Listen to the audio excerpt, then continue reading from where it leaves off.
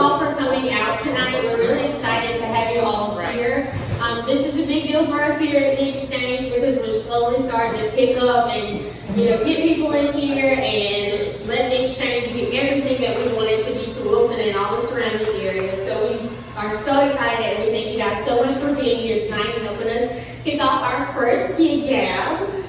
Tonight is going to be really laid back, really kind of informal. We just want everybody to have a good time, ask questions, obviously mingle and socialize. So I'm going to start it off. My name is Ashley Harris. I am the exchange coordinator here, but same titles when you work for the CEO for Greenlight is kind of unnecessary because we all wear many hats. We all do many things. So you might catch me at the operations center helping with something from United Way. You might catch me here doing a tour of the building. You might catch me walking around town with Kelly Ann doing something random.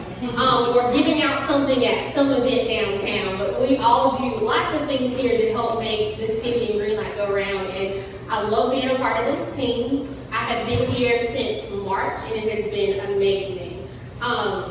I'm going to be your MC for the night, introducing all the great people who have signed up to help make this possible tonight, and we thank you all.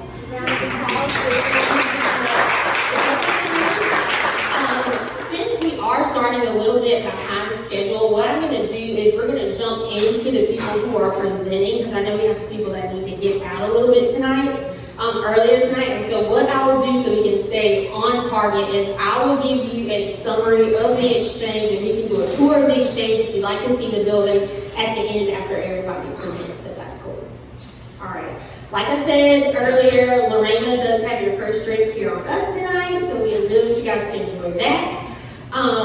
If everybody's ready, we'll get started with Jeff Bell, who is the guy for the park, if most people know that. He's that guy, the director of the Worthy Gift Park here in historic downtown Wilson. Here's Jeff. Hey everybody. I'm going to stand a little bit over here because I'm going to utilize this table for what I'm talking about. So, in addition to the Worthy Gift Park, where maybe many of y'all, I've met many of y'all through that organization, I'm also the Arts Innovation Coordinator for the city, and so that involves other public art projects and initiatives, and one of those was the Gig E.A.S.T building here. So we were very fortunate to work with a great artist named Bill Fick to do artwork in this building. He's out of Durham, and he's done a lot of major projects all over the country. He's actually sponsored by one of the major ink companies that makes screen printing ink. So he's a really cool guy, very laid back. And I saw a project he did up in Richmond in an old building, and all the artwork in there was sort of related to the history of that building. So I thought it made a lot of sense for him to do it here. And so we worked with the local library and the newspaper and several other organizations to pull together images of people and industry, people in the industry that were innovative through our history. So people like Oliver and Estes Freeman and Viola Simpson and Boykin. And so we collected lots of images. And Bill created, the first thing he did was create screens, like silk screens like you would use for a t-shirt. So that's primarily the way he prints. And what he did was he printed on a material like this. It's almost like a fabric, like a wallpaper type material. It's not like a vinyl. And he prints on them just like with a silk screen, and they have an adhesive backing. So he went all around, you can see part of it here in the back there, and made these long rows of repeated images of sort of our local, am I going over time already? So anyway, I hope you get a tour so you see all of these sort of famous Wilsonians. We're really proud of it. And then the next step will be these images he made of whirligig elements that will go up in the common areas. And so he's done really cool versions of those. So that's really short. Oh, how much? You'll start answering questions at the 2-minute mark. Okay. Well, so one thing Bill was really excited about was the sort of architecture of the building. So we have these really long lines when you look down the hallway or upstairs. And so you'll see these rows of images, long lines, vertical and horizontal images, just kind of accentuate the architecture in the building. Also, we think about the repeated images, so you can think about like the language of image that someone like Andy Warhol would use in a repeated image. Also, the way we've sort of elevated celebrity through printing like that. So that's all kind of part of his process. One thing I'm excited about is September 11th, we're doing our first community art walk. That's called Art Spin. It'll be all throughout the downtown. Through the Whirly Gig Park, we're going to bring Bill down. He'll do free prints for everyone. You can try to pull your own print, and you also get to take a print home. So you can meet the artist that did all the work here. How's that? Perfect.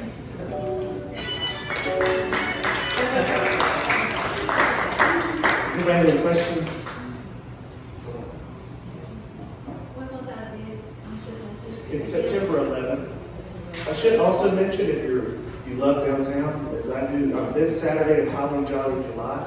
All throughout downtown, there'll be Christmas-related events, so please make sure you come out to downtown. Stephanie, you've got a question. Will you please hold up the screen?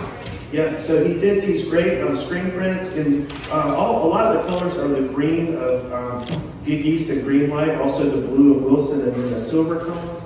He did these really cool ones that are like silver. So in certain angles it looks great, but you can see they have a sheen to them, which I think are cool. They're also really neat because they're kind of abstracted by focusing on the details of the Whirly Gigs.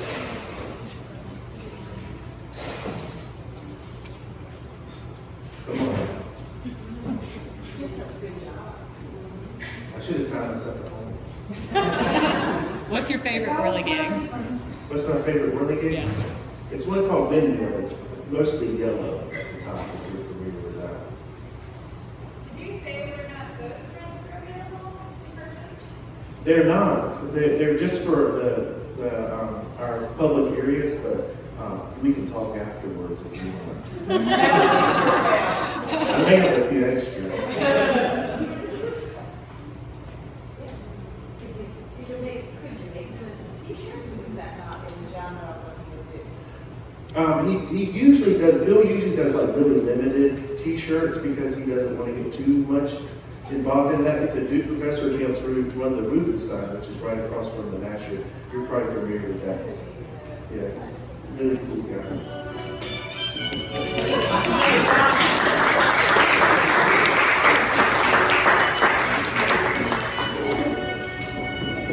Sorry, I'm not like, oh my God, you touched his mic, but we are still, being precautious here, so we'll just make sure everything's cleaned off before the next person uses it.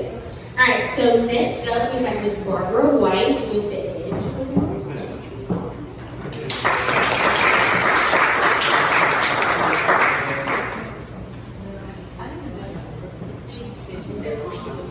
Okay. Hi, I'm Bob White, and as Kelly knows, I'm never short for words, except for when I'm doing public speaking. But I guess I am here to talk about form versus function in art. And in case anybody doesn't know me, I have a building on the corner of Pine and Barnes called The Edge. And if you haven't gone by there or come inside and would like to do so, please just let me know. I'm mostly there and we'd love to show you around. So form versus function is what I really have relied on in doing my renovation, because these old buildings are particularly challenging when we don't know what we're going to find. So I guess the first thing when I decided to buy the building was to decide what I was going to do with the 18 inches of water in the basement, in which I don't know what was living there and that there were things growing in it. And I just took a risk and figured we could figure out a way of engineering it to get rid of the water, but also utilize it as a feature. So that's still in process. But my visualization, and my son, who's a millennial, taught me this morning, is called Imagineering. So Imagineering is what I consider taking a problem, imagining what can be done with it, and turn it into something beautiful and art. And basically that building for me has been a giant installation project, and it continues to be so. The water that we created a system under the building where we put drainage rock in and perforated PVC pipes to channel the water out. and then there's a courtyard at the back. That gets captured there. It goes into a sump pump, and I've had some guys put in a pipes order up the side of my property. The next steps is to create a little river garden, possibly including some kind of waterfall where I'd love to see a turbine, which would create a little bit of power that would then make little lights twinkle on and off whenever the water pumps out, because it comes out quite fast. So that's just one example of form versus function that I really enjoy thinking about and imagining how it can look. And everything I think in life is organic anyways, because we don't know the end results of most things. If I had a business plan, I'd tear it up every week, because we get thrown new information, new facts, COVID, construction on the corner that. Okay, there we go. Oh, by the way, I'm from South Africa, because I know everybody's wondering, where am I from? Why would you say that an artist is a good redeveloper of a building?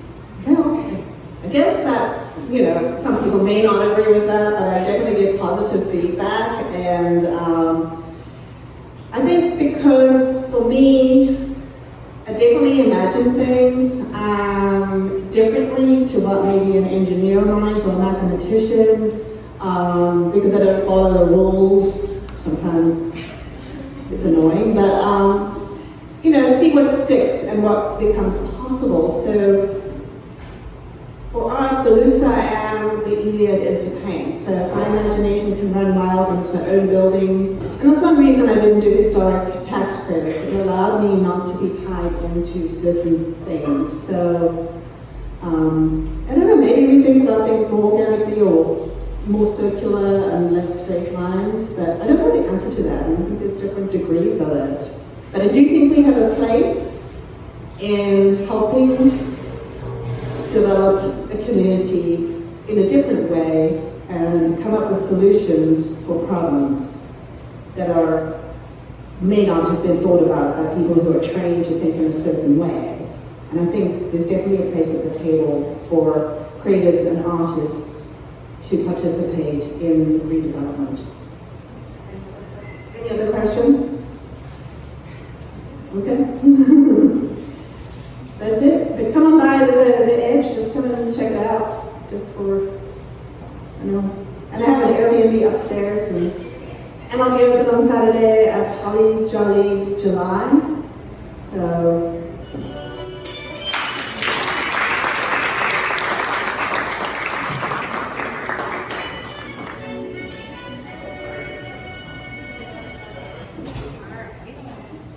Cool. Oh, just wanted to point something out. If you do charge these awesome stations where you see Thinker, Creator, Dreamer, those on, you can plug your phone up because they work with just about every phone you have. So if you need a charge, need a little bit of juice, feel free to use our charging station. All right, next we have Mello. Everybody knows Mello from different levels.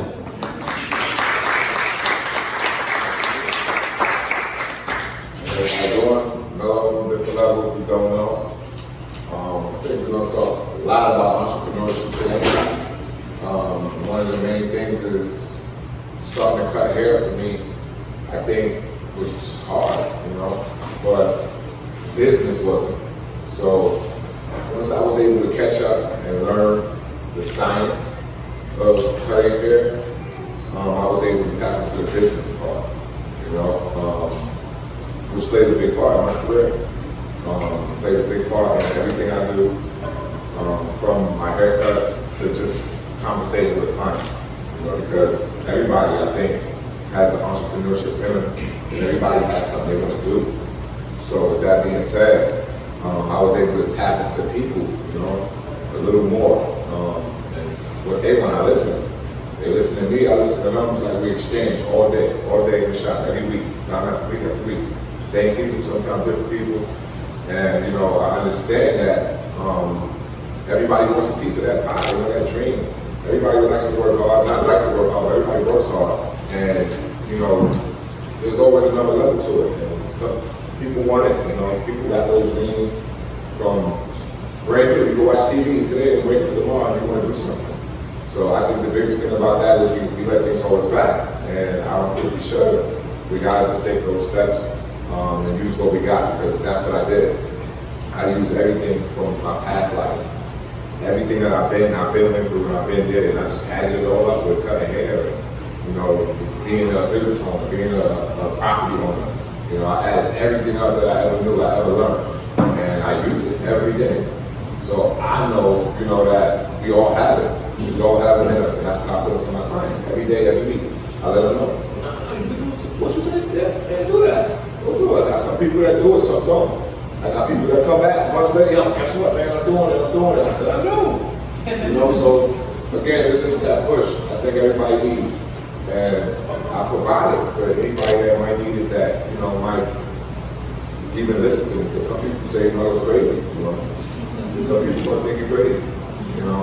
But you got some people that really listen. And when you do, you find some people you gotta trust them. You know, when you find people that know what they're doing. And sometimes we don't, but you still gotta trust people. You just walk with them. Sometimes, you know, hey, you know, if a car coming, don't get hit. But sometimes you just gotta take risks and people around you. Because that's somewhere I got here. I had a lot of people boxing. I had people that was rapping and doing music, and I never had talent. You know, at least I didn't think so. Until now, I started to realize my talent was always hard. I always was the person that would just do things. You know, even hang with them, or even go with them to their boxing matches. I'm like, where was that? You know, I'm getting my own ticket. I'm coming to support you. I'm coming, but I learned. You know, I'm not gonna lie. I learned from that. So I think that's it, right? So let me ask you, so I come from the business aspect, so I used to listen and hear entrepreneurs all the time. So you take where you were when you had the idea to where you are today, okay? What advice would you give yourself back when you were knowing what you've gone through and everything else that made you successful? What advice would you give either yourself or on top of someone else who wants to start either advice or resources? Hey, these are things you need to do to be able to do. Well, I think it's a good question, but I started late, so I was like 28, 29, I'm 36, and I just started cutting hair, so I was just, again, I used the heart. Everything that I thought I didn't want to do, I did. Or I thought somebody else wanted, I did. I did everything. It wasn't nothing I didn't do. So, you know, that's my advice, do everything. Don't, because somebody say, oh, no, it's not gonna work, I want to do it anyway. I did it anyway. I had a buddy of mine to this day, he just moved me to New York. When I first said I was going to barber school, he said, man, I go to such and such down the street, and I've been going in South Philly, blah, blah, blah. You know, he didn't give me encouragement, and I'll never forget. And he was just like, it wasn't motivation. But I mean, to this day, I know I changed his mind. You know, he still goes to the same barber, but he comes to me also. Okay, but again, he's telling me like, basically like it just wasn't gonna happen. And this was 5 years ago. It wasn't gonna happen, and that's from what he saw. But from what I know and what I saw, I just added it all. All I need to do is cut hair. Belief is very powerful. It is, faith, I swear it is. It is. And what you know, you gotta know what you got. Nobody knows where you're ready to work, only you.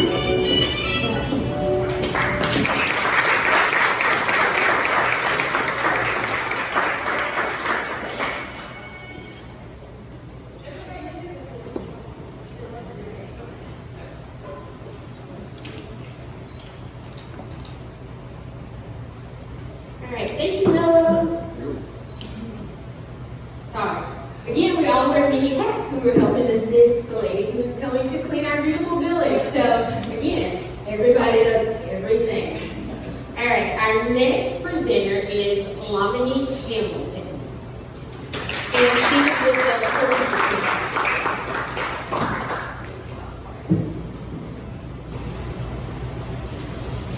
Good evening, everyone. I'd like to start just by saying that I think I am well on the road to having a checkered career, so I completely understand what Mello is talking about over the last let's see, 20 years of my career. I worked in corporate America. I worked for a law firm. I've worked in politics. I worked as a journalist. I think that's how a lot of you know me. And then I decided to go work in nonprofit work and try to make the world a better place.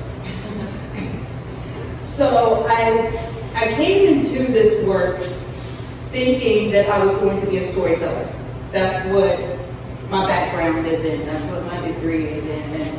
And I had a plan. I talked about this plan with my employers who were on board for it. So the plan was that I was going to go around the country and I was going to take the narratives of people who were living in some terrible, like deplorable conditions and make sure that our elected officials knew about that, and so we could create some policy to actually make some change.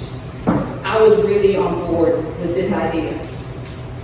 I got in, I was in for maybe 2 weeks. And let's start with, I started at the end of January 2020, so you know where this is going, right? So I was in for maybe 2 weeks, and a new thing got pushed on me. It was like, oh, we actually need some help managing our digital work. Could you help with that? Could you kind of manage that a little bit? Sure. So all of a sudden, I'm the manager of a digital team, and I don't know a whole lot about digital, and I'm learning as I go. COVID hits. All of a sudden, all of the work that had been planned for 3 years before I ever got to the organization went online. And everyone looked at me and was like, hey, make this happen. Okay. So I started doing a lot of work. I started talking to a lot of people. And one of the questions that I had was, is my tweet enough? Is my post enough? Is this picture that I post, this meme that I post about something that I actually care about, is it enough? And this is the question that I wrestled with while I'm out here trying to change the world, and I'm in all of these tech meetings with all of these people who don't look like me at all. And I'm the only one, and so I'm wrestling with that question. Okay. Apparently I can talk about this all day. So I'm here for any questions. What question were you wrestling with? So I was wrestling with the question, is the tweet enough? And the answer is yes, but. Yes, but is a start. Yes, but there's more to do. Yes, and what do you do next? So that's where I always start, but when people say like, oh, your tweet doesn't mean anything, you signing your name on the petition doesn't mean anything, yes it does. Yes it does. I've talked to so many elected officials who they read that when 10,000 names get on the petition. They read it when 5,000 names get on the petition, so yeah, it matters. Any other questions? So how was this, so it sounds like how you told your story has changed. Because remember, you wanted to travel the country, it was very personal, it was face to face.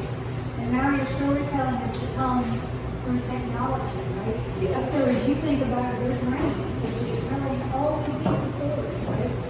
So how is this, technology, has it changed?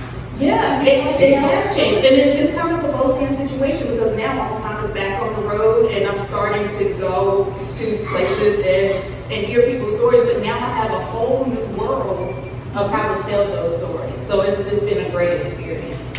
I was just going to ask, what is the Poor People's Campaign, for those who might not know? Okay, the Poor People's Campaign, poorpeoplescampaign.org. We work to build power and shift the narrative among the 140 million poor and low-income people in the United States. So, all right. Oh, and 4 seconds to spare.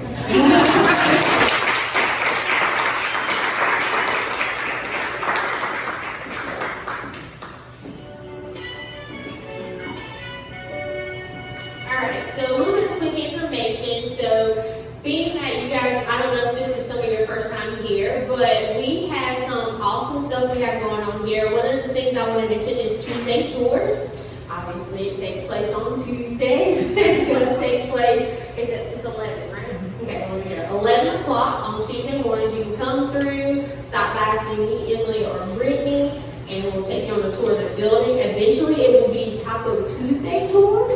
So you can meet us here, take a tour, and go on down to the food truck and get a taco on us. So we'd love for you to come out, participate, tell your friends about it, because the space is something awesome, like we said, for Wilson and surrounding areas, and we really want people to be able to utilize it. So come out and see us on Tuesdays, get your tacos, and see the building. Our next up is Bill Doyle with Moore State Consulting. A little bit of info about Bill and them. They are in the building with us. And they just recently have a building that they have renovated on Nash Street, and so we miss them. So it's good to see some of y'all here tonight with you.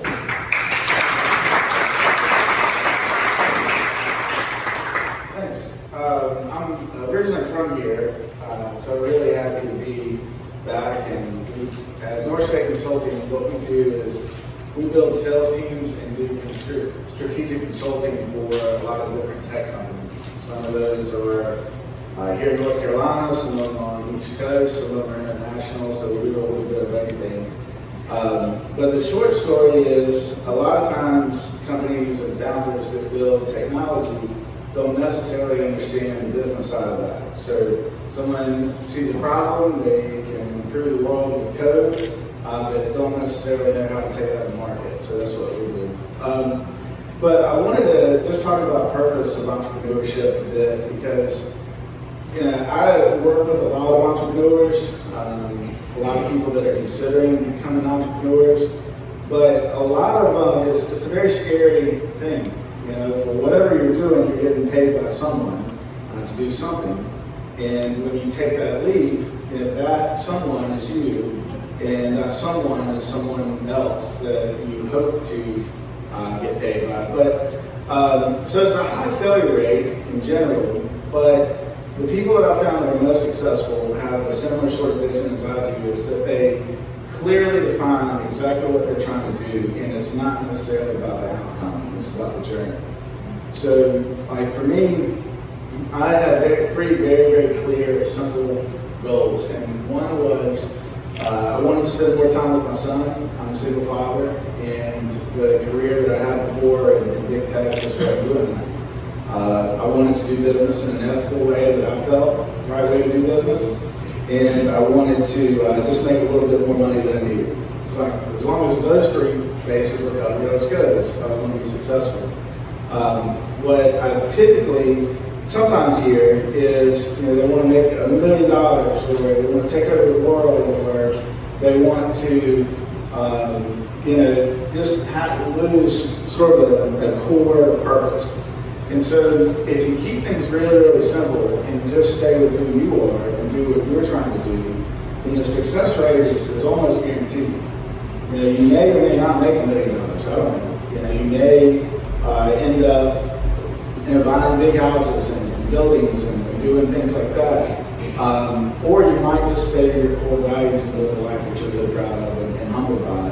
And as long as you're doing that, then it's not as scary. I knew going into it, I was like, well, we could end up having 46 employees. We could end up having multiple offices. But as long as I end up making just a little bit more money than I need, I spend more time with my son, and I do business the right way, then everything's going to be all right one way or the other. So that's what I encourage you to do.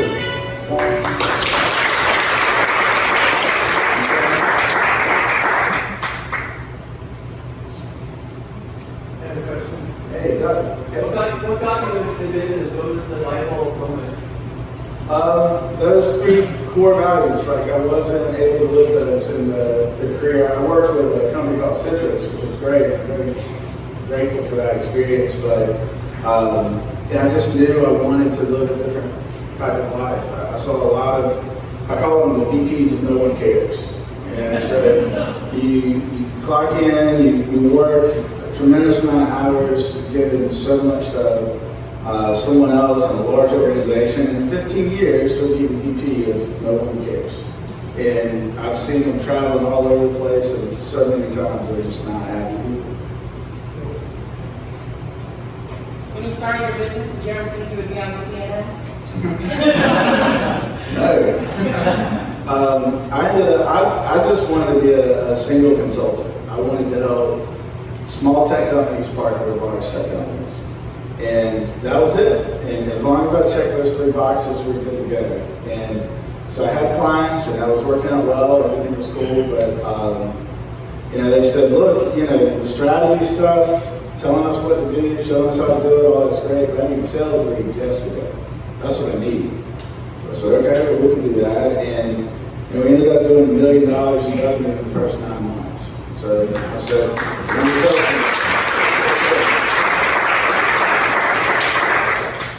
I have one last question. So as far as your son, what do you hope he gains from watching you?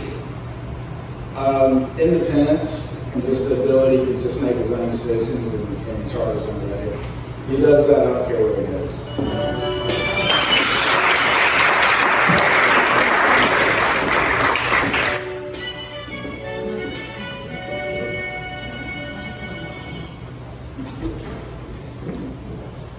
Alright, so next up we have Rashad Mcneil from R&M Photography and Media.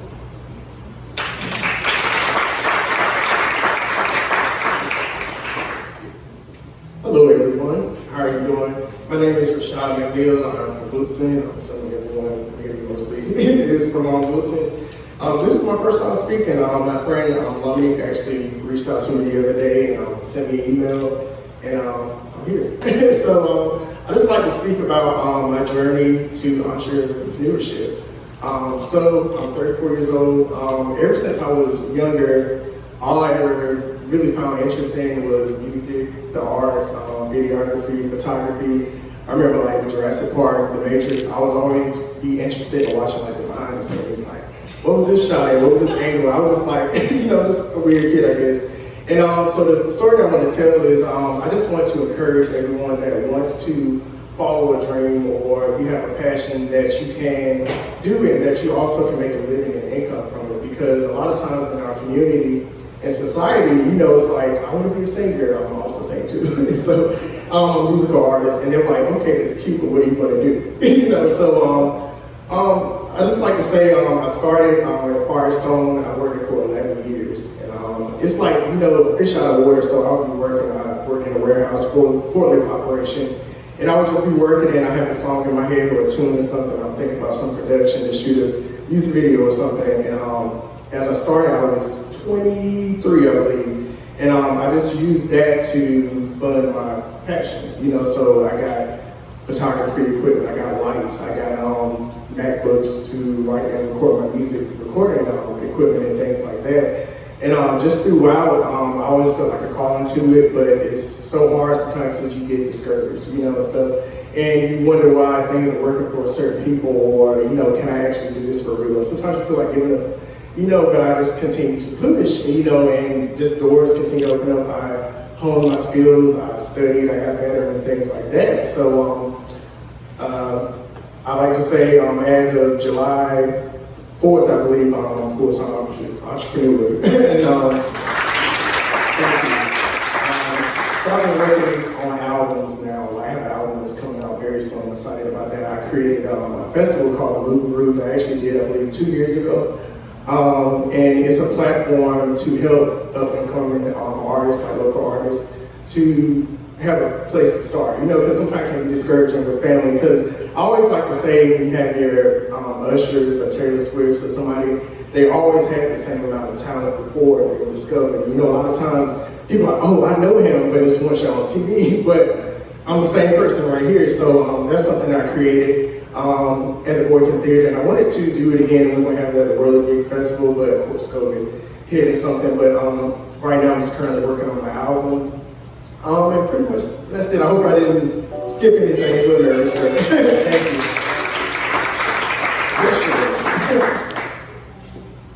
Yes. So, what kind of photography do you do? I like editorial photography, but I'm kind of open to events, just anything. pretty much videography. I love music videos. I can shoot my own now because I invested in the equipment. That's something that I wanted to invest into to save money. You know, yeah. Do you have any big events going on or projects? Yes, so I'm actually going to New York in a couple of months to shoot my live album recording on a closed set to stream online. Yeah. Congratulations. Thank you so much. Yes. What kind of artists are you inspired by? When I grew up, I listened to a lot of Mariah Carey, Usher, Tamia, Maxwell, some pop and stuff. So yeah, especially songwriting and stuff. So yeah, R&B and pop. That's what I say. Will you give us a little sample? I said somebody might ask me. I'm gonna edit the song. I thought about it in the shower. I believe in you and me. I believe that we will be in love eternally. Oh, as far as I can see, you will always be the one for me. 'Cause I believe in you, in me.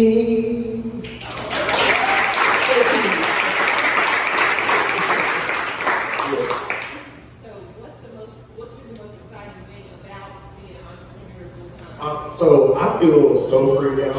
Like I got out of jail, you know. So I have so much free time and everything, and it's just, you know, you build your own career and that you like. So thank you so much. First time being here.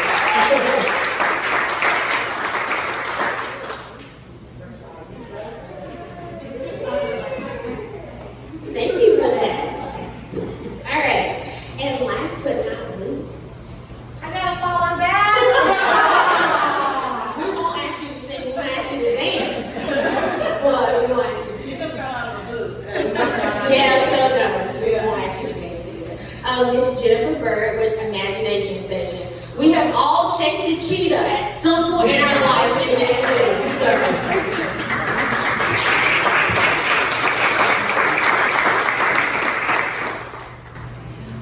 I wanted to talk to you guys tonight about being a problem solver by acting or thinking like an engineer.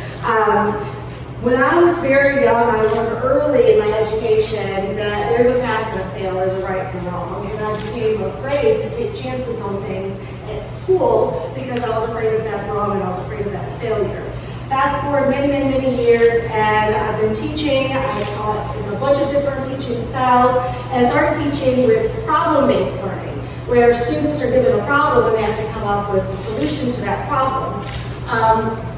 And I would see my students get really frustrated after they would try something, and you could see, oh my gosh, I just failed. No, you didn't fail, right? So who are the problem solvers in the world? They're engineers. So I looked at the engineer design process, and engineers get a problem, they come up with something that they think might be a good solution, they test it, they learn from what didn't work, and they try it again. They keep designing, and they keep testing.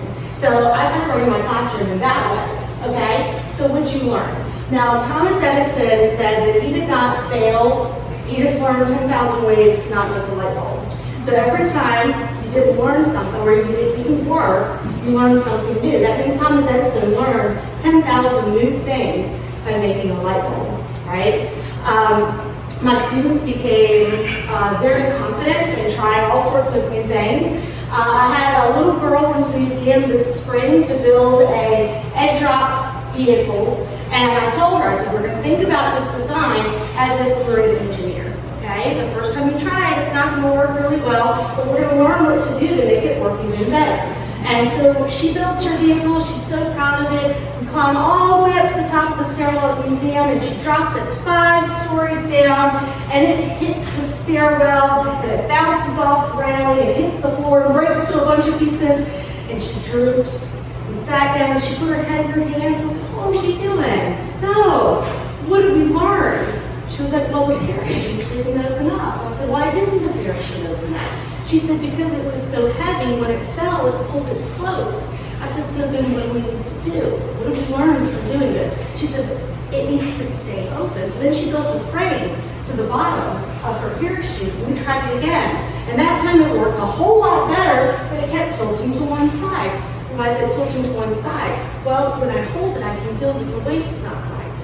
And by the time she finished building this vehicle to drop an egg, she learned a bunch of different things that she never considered before. At the very beginning, she thought she was a failure.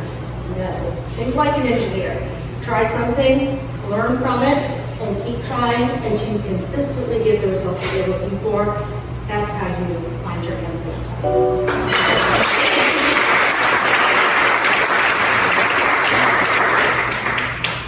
I don't have a question, but I have a comment. I want to applaud you for teaching kids A, ideation, and B, critical thinking skills. In the corporate world, those are things that are seriously lacking, particularly in young people. So you are setting people up for success by teaching them those thinking skills. So I applaud.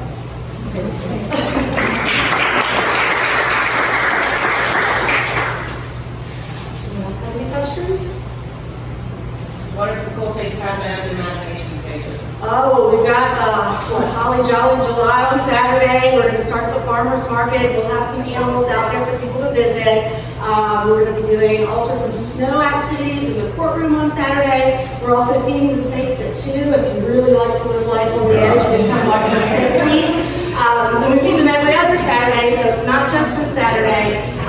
Take your kids down, take your friends down, and come watch that. I have more adults who over the snakes eat than I have children. We've got coming up, I'm trying to think when. I'm drawing a complete blank right now, but there's always something going on. If it's happening at the farmer's market, if something's happening downtown, we're part of it. Yes, ma'am. Did y'all find all the bees from a couple of weeks ago? Did anyone else in here see that storm? Oh my goodness.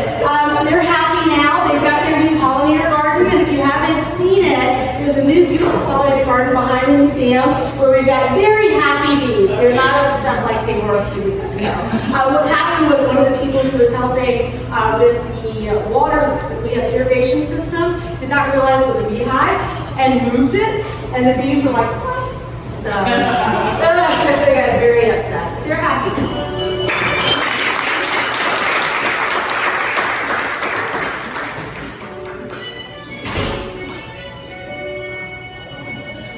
Alright, cool. Well, we have a few minutes to spare. We got any entrepreneurs in the room? Anybody want to take a whack at it tonight?